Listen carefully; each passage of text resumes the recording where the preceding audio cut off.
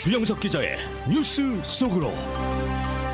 뉴스 속으로는 예방과 치료의학도 최고, 리퍼도 최고, 시니어 어르신들에게 서울 메디칼 그룹이 최고, 서울 메디칼 그룹 제공입니다. 이 연방준비제도가 다음 달 금리 인상 여부를 놓고 금리 인상파와 동결파가 내부적으로 치열하게 대립하면서 팽팽하게 맞서고 있는 것으로 나타났습니다. 금리를 인상해야 한다는 매파들은 인플레이션 하락세가 기대에 못 미친다는 입장이고, 이 금리 동결을 주장하는 비둘기파들은 물가 오름세가 둔화하고 있다고 보고 있습니다. 빌 게이츠 마이크로소프트 창업자가 젊은 20대 여성과 바람을 피웠던 사실 때문에 이 헤지펀드 매니저이자 성범죄자 제프리 웹스타인에게 협박을 당했던 것으로 드러났습니다. 주영석 기자와 함께합니다. 안녕하십니까? 안녕하십니까?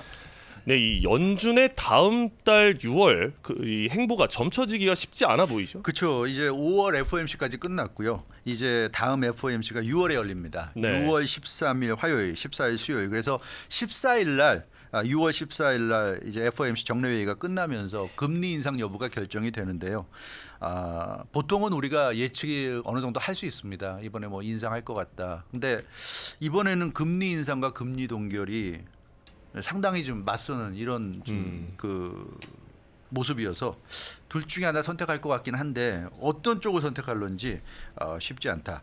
지금 그 여러 언론 보도를 통해 나타나는 내용을 보면 연준 내부적으로 금리 인상과 금리 동결을 두고 지금 분열 조짐이 나타나고 있다.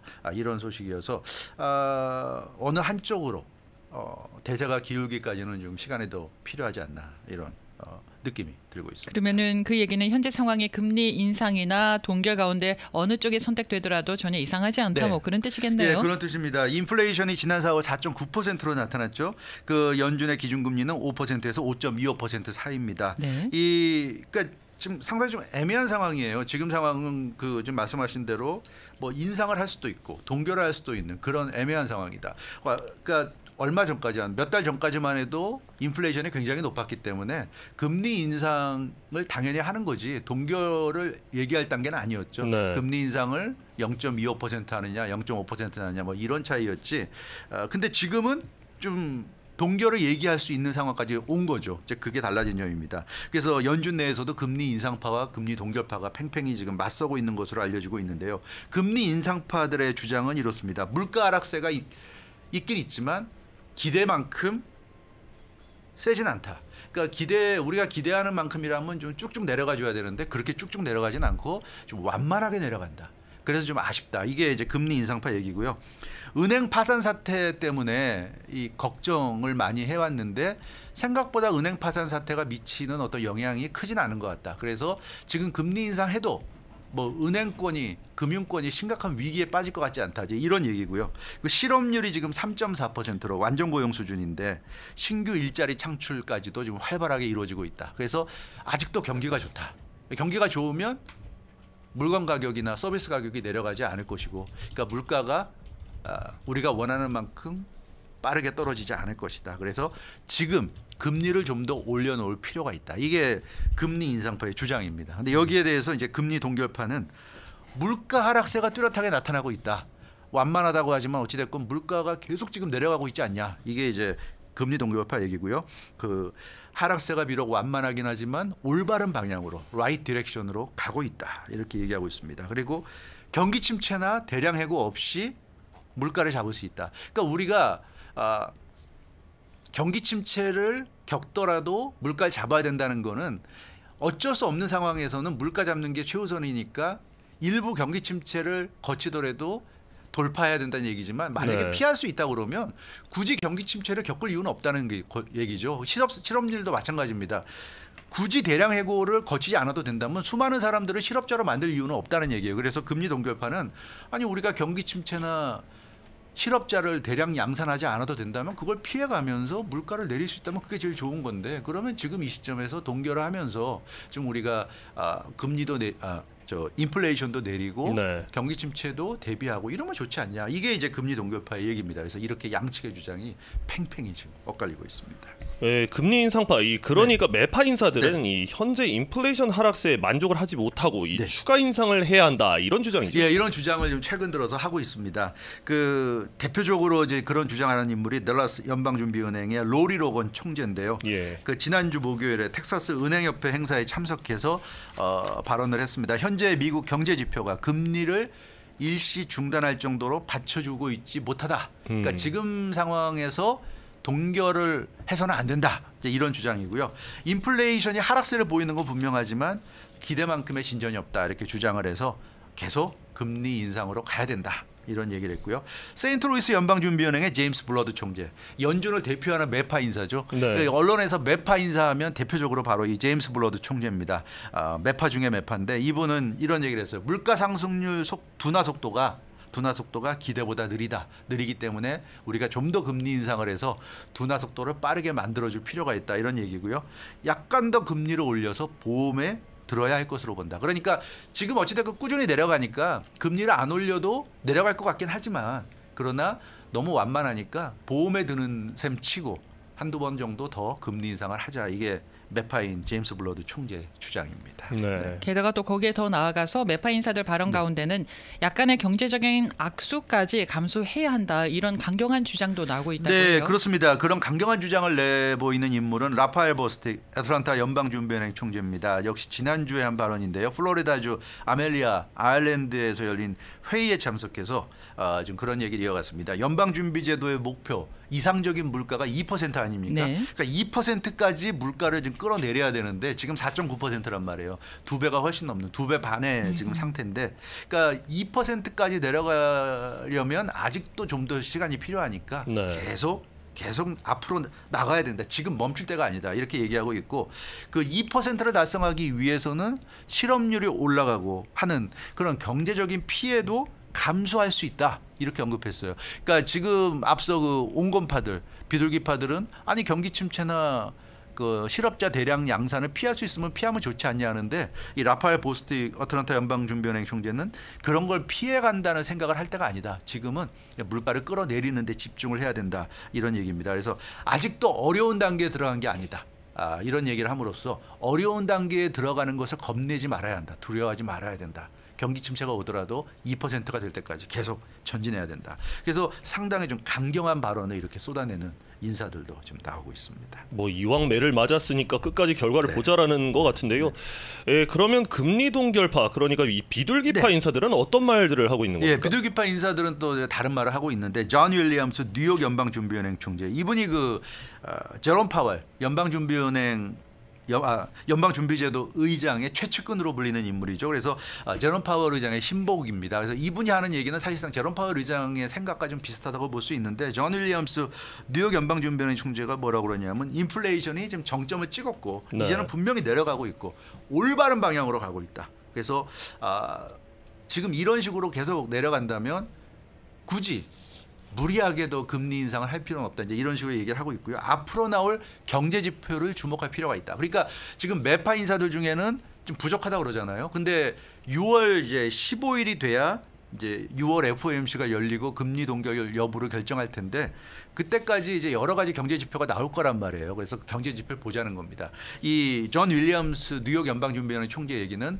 앞으로 나올 경제 지표는 좀 더 좋은 쪽으로, 그러니까 물가를 잡는 것과 관련해서 좀 긍정적인 방향의 경제 지표가 나올 가능성이 있으니까 우리 그것을 보면서 좀 동결적으로 한번 생각을 해보자. 이렇게 좀 얘기를 하고 있고요. 오스탄 굴스비 시카고 연방준비은행 총재, 역시 연방준비제도 내에서 비둘기파로 꼽히는 인물입니다. 오스탄 굴스비 총재는 경기 침체나 실업 사태를 유발하지 않고도 물가 상승을 둔화시킬 수 있을 것으로 기대하고 있다. 그러니까 라파엘 보스틱 어틀란타 연방준비은행 총재와는 완전히 상극이네요. 상극이 되는 네. 발언입니다.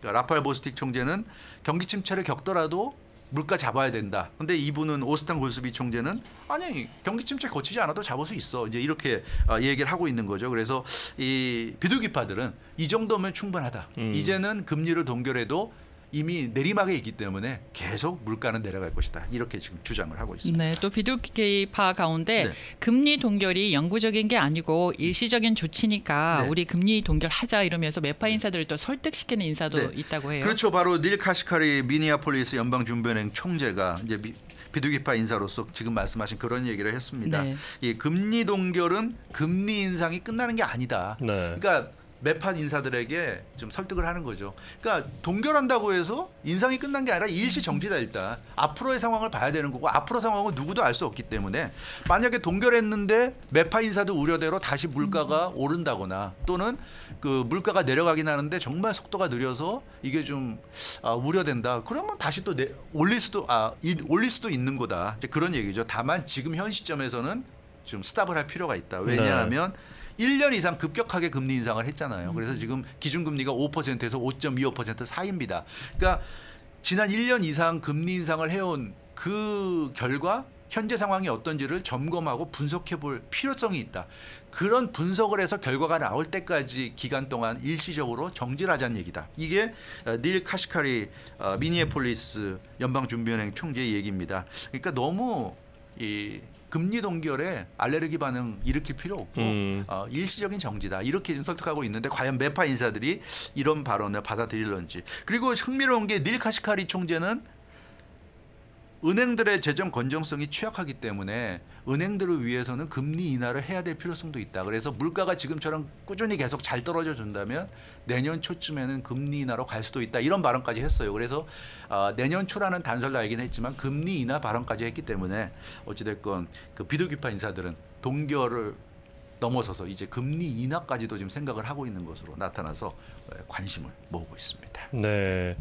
다음 소식입니다. 네. 이 빌 게이츠 마이크로소프트 창업자가 이 불미스러운 스캔들에 휩싸였네요. 그렇습니다. 참 충격적이죠. 월스트리트저널이 보도한 내용인데요. 그 지난 일요일 보도한 내용입니다. 빌 게이츠 전 회장이 13년 전에 바람을 피웠다가 협박을 당했다는 내용입니다. 근데 네. 그 빌 게이츠 전 회장을 협박한 인물이 바로 헤지펀드 매니저였고 성범죄자였던 제프리 앱스타인. 너무나 유명한 인물이죠. 지금은 물론 이제 세상을 이미 떠난 인물입니다. 근데 미국에서 가장 이미지가 좋지 않은 인물이 바로 이 제프리 앱스타인. 지금도 계속 언론 보도를 통해서 여러 가지 얘기들이 나오기 때문에 이 제프리 앱스타인에게 협박을 당했다는 게 참 충격적인 그런 소식으로 다가오고 있습니다. 네. 그러면 빌 게이츠가 네. 구체적으로 언제 어떻게 외도를 네. 했고 또 어떤 협박을 어떻게 받았는지. 네, 월스트리트저널 보도를 보면요. 네. 2010년 그러니까 지금부터 13년 전에 빌 게이츠가 당시 20대였던 밀라 안토노바와 만났습니다. 밀라 안토노바가 러시아 브릿지 선수입니다. 브릿지라는 건 카드 게임의 일종입니다.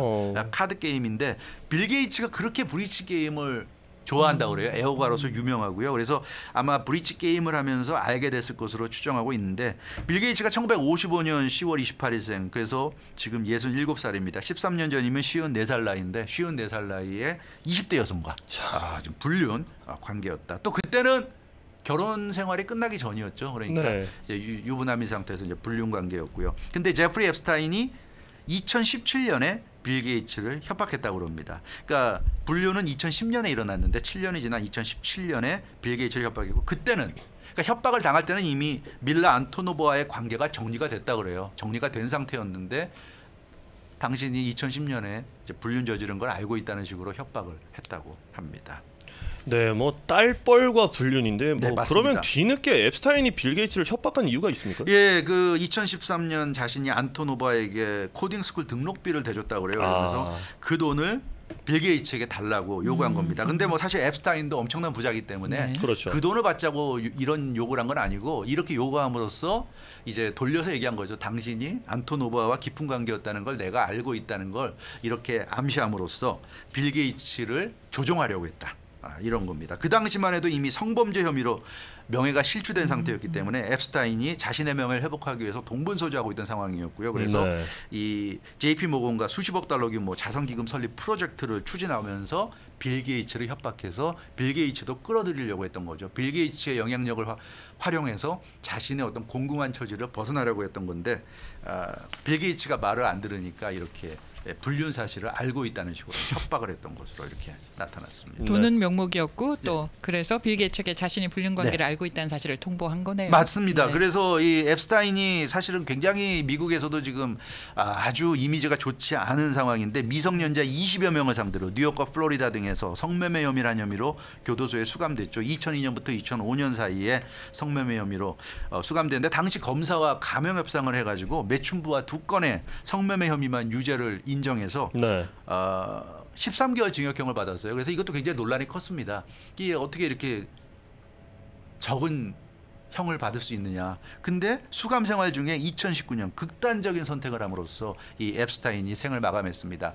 뭐 교도소에서는 나온다 하더라도 이미 그 사회적으로는 완전히 그 뭐라 그럴까 매장당한 거죠. 예, 사망 선고를 받아서 매장당했기 때문에 제대로 활동하기 어려웠고 아마 여러 가지 이유 때문에 뭐 극단적으로 생을 마감하지 않았을까 싶은데 빌 게이츠 같은 경우는 비록 지금은 고인이지만 이 여전히 미국인들에게 인식이 좋지 않은 앱스타인에게 이런 협박을 받았다는 사실이 드러났기 때문에 빌 게이츠에게도 참 치명적인 타격이 되는 것 같고요. 지금 뭐 트위터나 SNS 보면 빌 게이츠와 관련된 뭐 여러 가지 글들이 난무하고 있고요. 그래서 빌 게이츠가 지금 마이크로소프트 회장은 아니지만 여러 가지 활발한 사회 활동을 하고 있잖아요. 그렇죠. 앞으로 빌 게이츠의 사회 활동에 치명적인 좀 타격이 되지 않겠는가 이런 예상이 나오고 있습니다. 알겠습니다. 네, 주영석 기자와 함께했습니다. 뉴스 속으로는 예방과 치료의학도 최고, 리퍼도 최고, 서울 메디칼 그룹 제공이었습니다.